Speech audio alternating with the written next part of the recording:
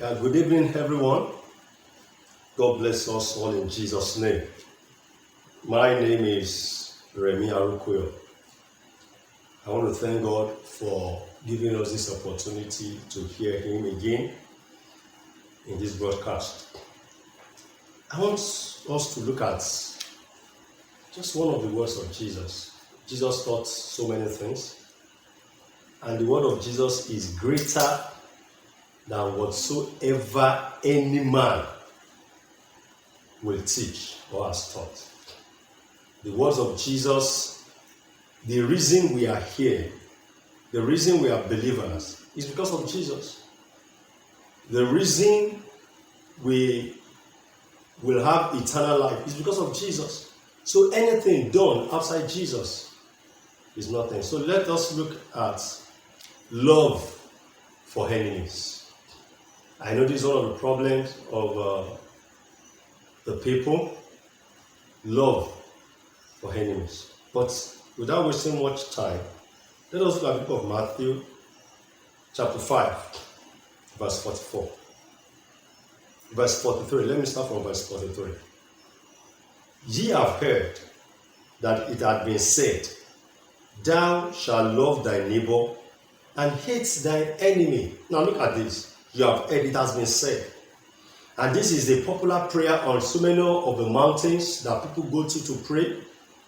To pray, kill the enemy, die by fire, the enemy of my father's household, the enemy of this, the enemy of this, not knowing that the greatest enemy a man must confront and contend with and actually overcome is the flesh.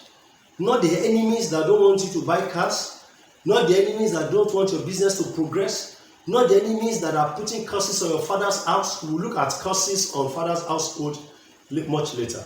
But let us look at love for enemies. He said, You have heard that it has been said, Thou shalt love thy neighbor and hate thy enemy. This was said. You have heard it before.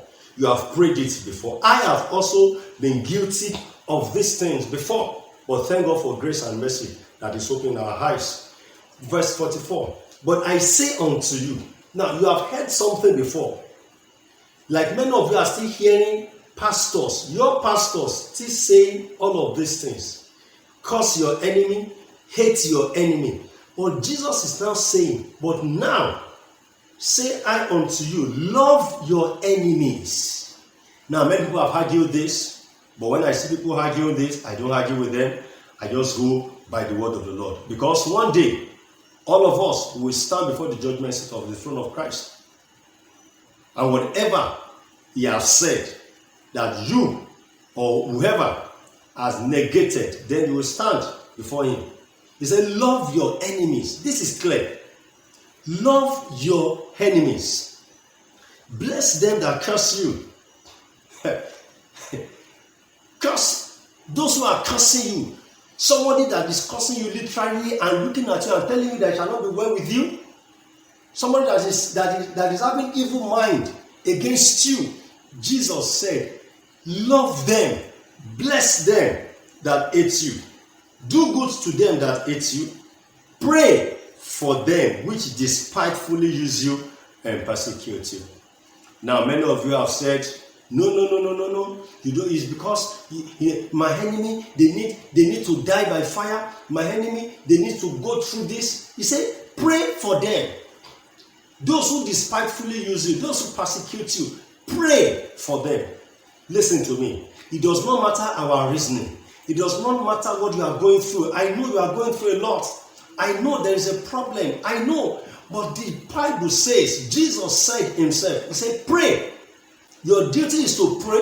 Your duty is to love them, that ye may be the children of your Father which is in heaven. Now listen, if you don't love your enemies, if you don't pray for your enemies, if you don't bless those who curse you, you cannot be the children of our Father in heaven. This is very clear. Now I have seen many people, I call them both sinners.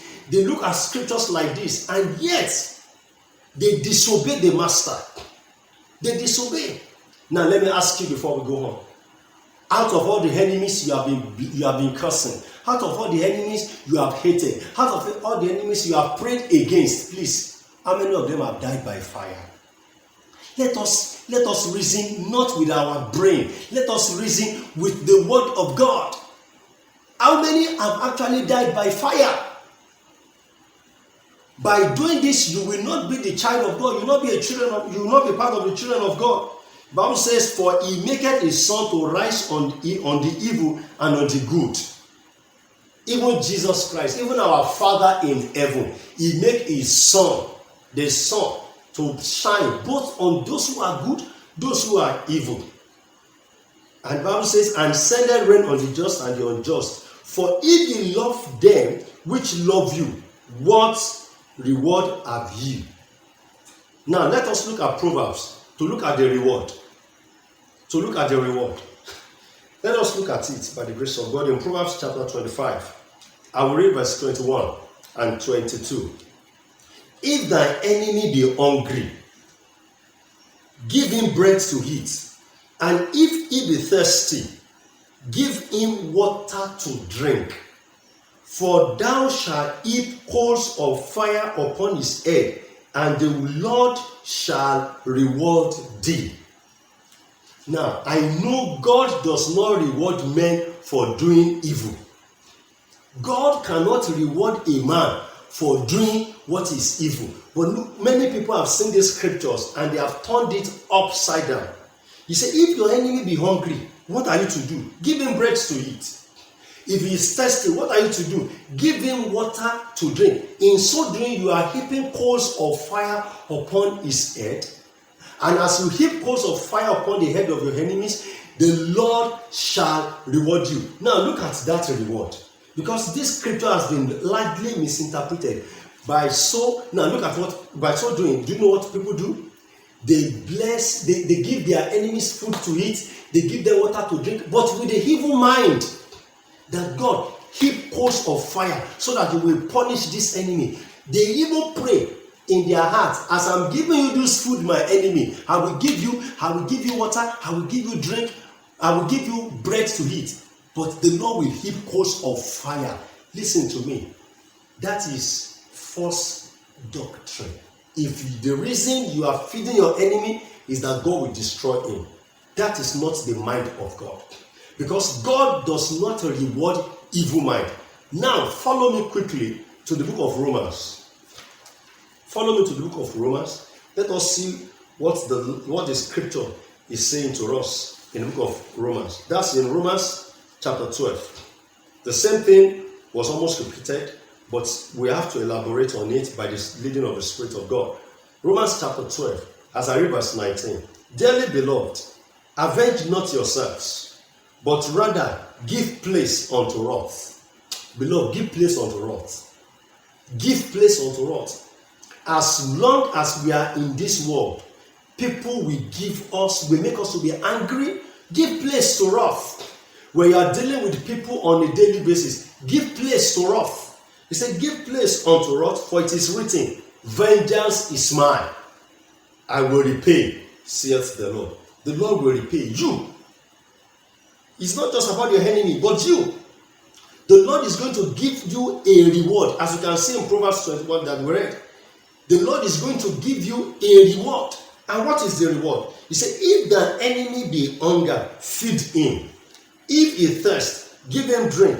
For in so doing, thou shalt heap coals of fire on his head." Now we'll talk about this coal of fire. But before then, let us look at verse 21. "Be not overcome of evil, but overcome evil with good." Beloved, when your enemy is hungry, feed him. But do not be overcome of evil. It will be an evil act if you want to feed your enemy so that God will destroy him. It will be an evil act that you want to give your enemy water to drink, or a drink, something to drink to cool his thirst, with the mindset that God will destroy him. That is an evil act. That will be an evil act. You will be negating what Jesus Christ taught his disciples. If your enemy is hungry, when you are giving your enemy food to eat, you are actually heaping coals of fire upon his head. But let me tell you about this coal of fire. This coal of fire is not evil. When you are heaping this coal of fire upon your enemies, beloved, it is not evil. It is atonement. Atonement for the sin of the enemies. Because many of us, when we just look at some of these things, you quickly think, yes, you begin to look for your enemies and begin to give them food and begin to give them water to drink. Don't have evil hearts.